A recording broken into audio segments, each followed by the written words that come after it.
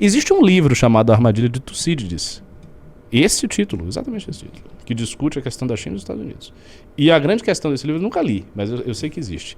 É saber se é possível, olha só, a pergunta é se é possível escapar da armadilha de Tucídides.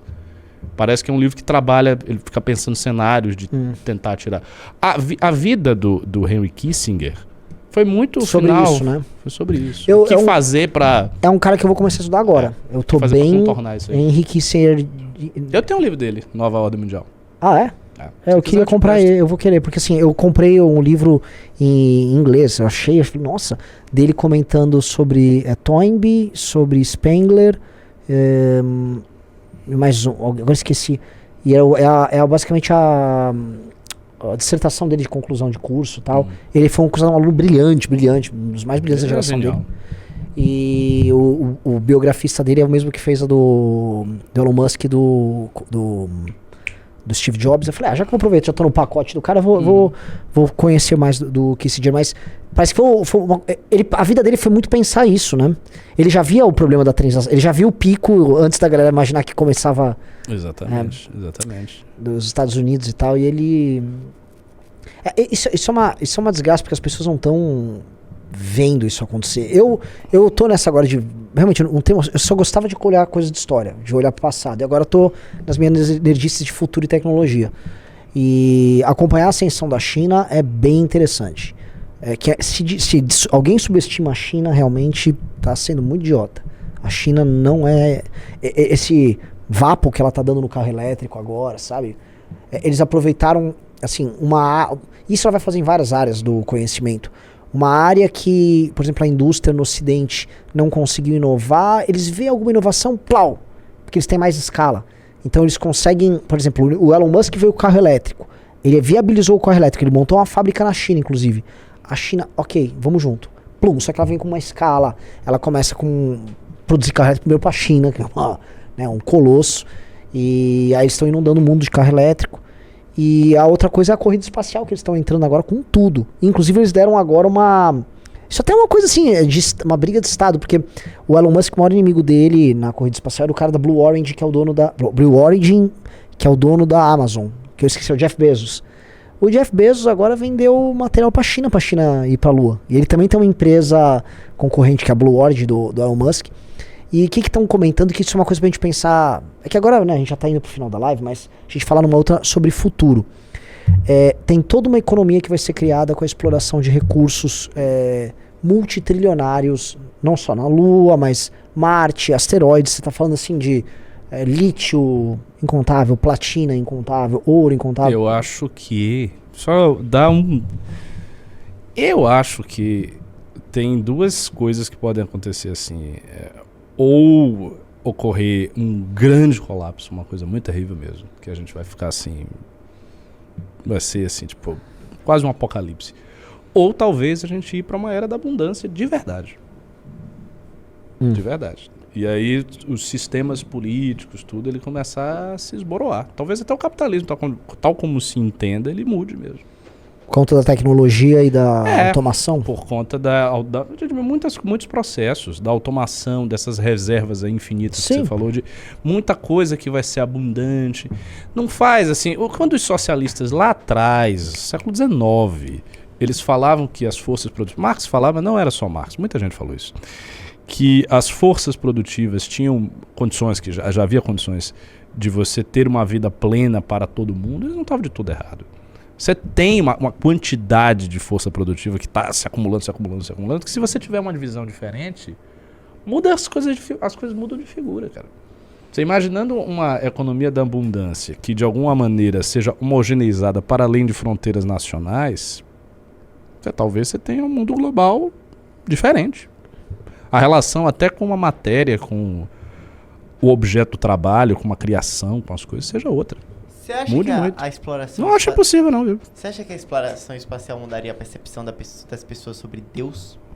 Não sei. Acho que não.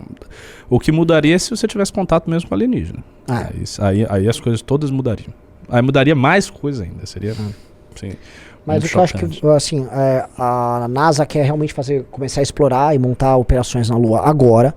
Porque ela também percebe assim, Japão mandou coisa pra lá, Índia mandou, China mandou, eles, opa... tá voltando uma competitividade, isso é bom. E essa competitividade, eu acho que ela, a gente falando dessas brigas terráqueas nossas aqui e tal, essa competitividade é interessante porque ela gera assim, é como se tivesse uma fronteira nova tão grande. Um alargamento de horizontes tão grande que torna certas coisas pequenas. Eu concordo. E aí a corrida espacial quem vai começar a explorar primeiro reservas de tal coisa em Marte? Eu concordo, eu acho que isso é fantástico, mas eu coloco só não é uma ressalva a isso, porque não é uma ressalva a esse raciocínio, é um complemento, mas é um complemento sombrio. Embora a gente tenha esse alargamento propiciado pela tecnologia, o grande problema do declínio da cultura não se resolve por mais tecnologia.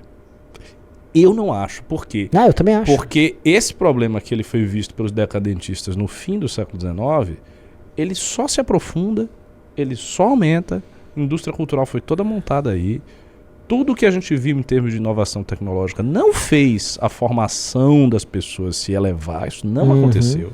Apareceu rádio, apareceu cinema, apareceu TV, apareceu rede social, internet, apareceu tudo isso, agora está aparecendo inteligência artificial, e tudo que a gente vê em termos de cultura não é uma elevação.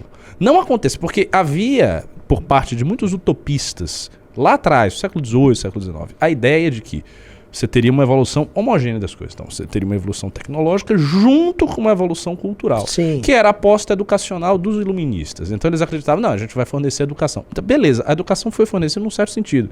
Houve universalização da alfabetização em boa parte dos países desenvolvidos, né, as pessoas têm acesso a isso. Mas, ao mesmo tempo que ocorreu isso, a cultura em si, ela cai.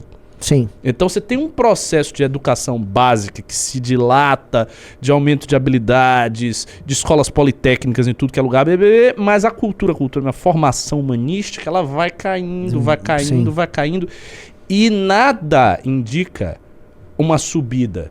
Nada mostra, bateu aqui, mas agora as coisas estão se reestruturando. Aparentemente não. Porque aparentemente soluções tecnológicas não resolvem o problema da cultura. Eu vi aquele Nicoleles lá, o Miguel Nicoleles falando disso.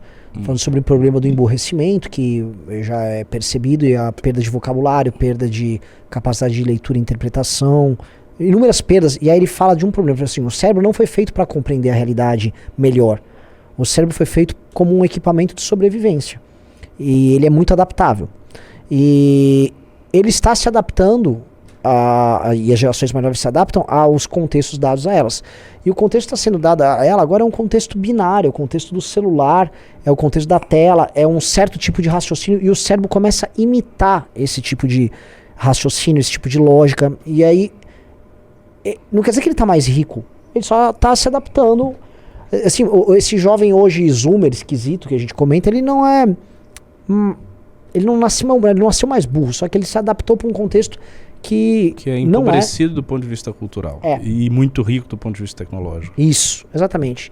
E aí entra esse ponto que é essa coisa da nuvem, né? Que o fato de você não acumular e digerir o conhecimento, mas você ter o conhecimento permanentemente na mão, isso muda tudo. Você não precisa... Quando você vai ler algum negócio, você viu uma obra tal, você começa a construir naquela coisa uma espécie de uma imaginação, aquele conhecimento vai se misturando, ele se mistura com experiências que você teve, você cria um conhecimento pessoal. E aquilo é uma coisa rica, você conversa com um velho inteligente, uma das melhores coisas que tem na vida, que ele tem as experiências, as coisas que ele viu, leu, assistiu. Hoje a galera não, hoje a galera tem assim uma nuvem que ela tem qualquer informação disponível, aí ela absorve aquilo, precisei disso, próximo, e ela nem retém aquilo.